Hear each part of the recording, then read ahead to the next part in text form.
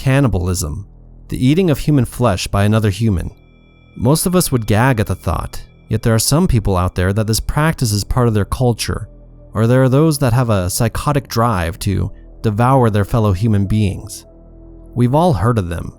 Jeffrey Dahmer is one example in recent history of a person who ate his victims. There are other times that people have resorted to cannibalism for survival. Flight 571 might ring a bell, where a rugby team crashed in the Andes and had to resort to eating their friends to survive. Out of all of these examples of human consumption, there is one idea no one wants to think of, one that no one would dream of happening. That is, to become an accidental cannibal by unknowingly being served human flesh. Since Valentine's Day is coming up, most of us will take our loved ones out to eat.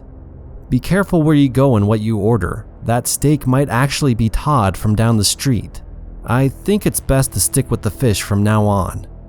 In this video, we will look at 5 incidents where people killed others, then served their victims to friends, family, or customers to get rid of the evidence, thereby making those that consume these victuals unwilling cannibals.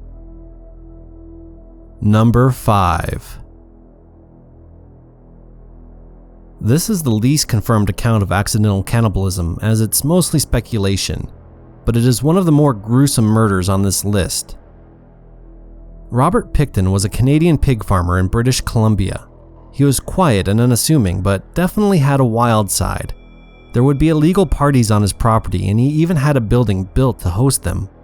His killing spree could have started as early as 1978 and lasted until 2001.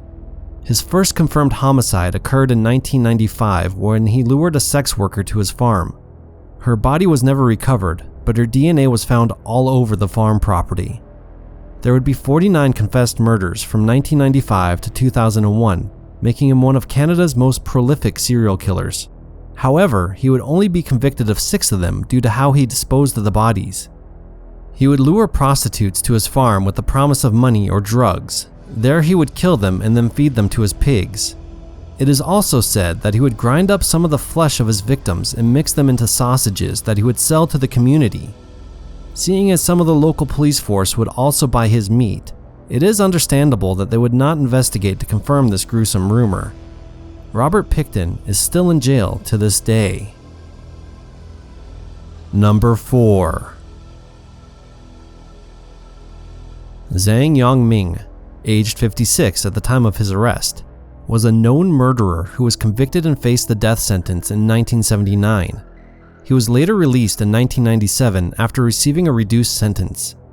Upon his release, he was given some land near his village of Nanmin in Jinqing Township, Jining County, China, where he started a farm. He was described as quiet and that he kept to himself. He was also known to play chess. Suspicions around Zhang arose in 2008 when it was reported that men had gone missing while walking near his house. Neighbors said that there would be plastic bags hung up around his place with what appeared to be human bones protruding from them. Police officers found bottles with eyes preserved in them and human flesh drying when they investigated his residence. In 2012, he was arrested and again convicted in the murder of 11 males between March 2008 and April 2012. He would dispose of the bodies by burning them, feeding them to his dogs, as well as selling some of the flesh in the local market while calling it ostrich meat.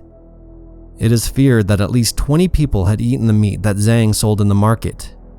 He was finally executed on January 10, 2013. Number 3. George Beltrao Nagramonte de Silveira, his wife Isabel Pires, and his mistress Bruna Cristina Oliveira from Brazil, dubbed the Cannibals of Guaranas. They were convicted in 2012 for the murder of 3 women. From the women they killed, the wife would make salgados, a type of stuffed pastry, and serve them to their neighbors. Silveira claims that his mistress Oliveira was a witch and would torture him. She forced him to kill people for a purification ritual, but in his book, Revelations of a Schizophrenic, Silveira claimed he heard voices and was obsessed with killing people. What told them to serve the victims to neighbors is unknown. They were convicted in 2014. Silveira received 23 years in prison, while the 2 women received 20 years. Number 2. Dmitry and Natalia Baksheva were a married couple in Russia and possibly responsible for the deaths of 30 people. On September 11, 2017, a road crew found a discarded cell phone.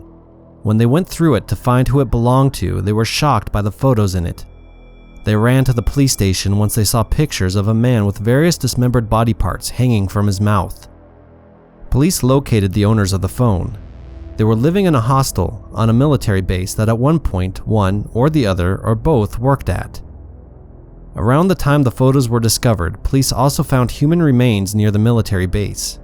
Once confronted, the couple immediately confessed. When law enforcement investigated their room, it was chilling. There was a hand preserved in a jar, multiple wigs, and pictures all across their bed. The place was a mess with trash, debris, and clothes strewn about. Boiled human meat was found in the freezer along with 19 strips of skin. Dmitry stated that they had been performing acts of cannibalism for at least 2 decades. The earliest pictures on the phone dated back to 1999. One picture from Christmas 1999 was of a cooked human head on a plate surrounded by mandarin oranges, with olives where his eyes should be, and a lemon wedge attached to his nose. They would find their victims on dating sites. Once chosen, the victim would be knocked out with a sedative and then skinned alive. Various body parts would be preserved, and some of the flesh would be canned or made into meat pies and sold to soldiers on the base. Natalia even tried to sell the pies and meat to local restaurants. It seems that the restaurants refused, stating they only buy from certified vendors. When one purchasing manager asked her what she put in the pies, she simply stated, "Whatever is around." Natalia was convicted in February 2019. She was sentenced to 10 years in penal colony and 1.5 years in prison. She appealed the decision, but the sentence remained unchanged. In June 2019, Dmitry was sentenced to 12 years and 2 months in a maximum security prison. In addition, he was prescribed compulsory supervision and treatment by a psychiatrist. Number 1. Joe Metheny. This rotund American serial killer was arrested on December 15, 1996. Growing up, he was a smart and outgoing child. His alcoholic father died in a car accident when Joe was only 6, and his mom worked double shifts to feed the family. He turned to murder in 1994 when his ex-wife took his son and left with another man. Distraught, Metheny went to look for her. Knowing that she was into drugs, he went to a bridge where she was known to get high. Instead of finding her, he found 2 homeless men he suspected did drugs with her. He killed them both with an axe. Afterwards, he noticed a fisherman who might have seen the whole thing, so he took his life as well. These victims he tied stones to and threw in the river. He was arrested for the murders of the homeless men and spent a year and a half in jail. He was later acquitted due to lack of evidence. Once out, he continued to kill drug-addicted prostitutes as revenge for the wife that had left him. Instead of dumping them in a river, he would take their meatiest parts and freeze them, then bury the rest in a truck lot owned by the pallet company he worked for. The meat he would later use by mixing it with beef and pork, then selling them as burgers at a roadside barbecue pit he opened up. Weeks went by as unsuspecting customers disposed of the evidence for Metheny, bite by bite. Metheny reports that he killed and disposed of at least 10 people this way. He even stated, "The human body tastes very similar to pork. If you mix it together, no one can tell the difference." In 1996, one victim finally managed to get away. Even though she was beaten and badly hurt, she fled from Metheny while he was turned around to get something. She outran him and even scaled a pile of pallets over a tall fence to find the police. When officials came to arrest the 500-pound Metheny, they found him oddly compliant. All he said was, "I'm a very sick man." He was sentenced to death, but that was overturned in 2000 to life in prison. During his interrogation, he offered up information on all the murders, even the details about the fisherman he was never suspected of. He eventually died in jail in 2017. The only thing he regretted was not killing his ex-wife and the man she ran off with.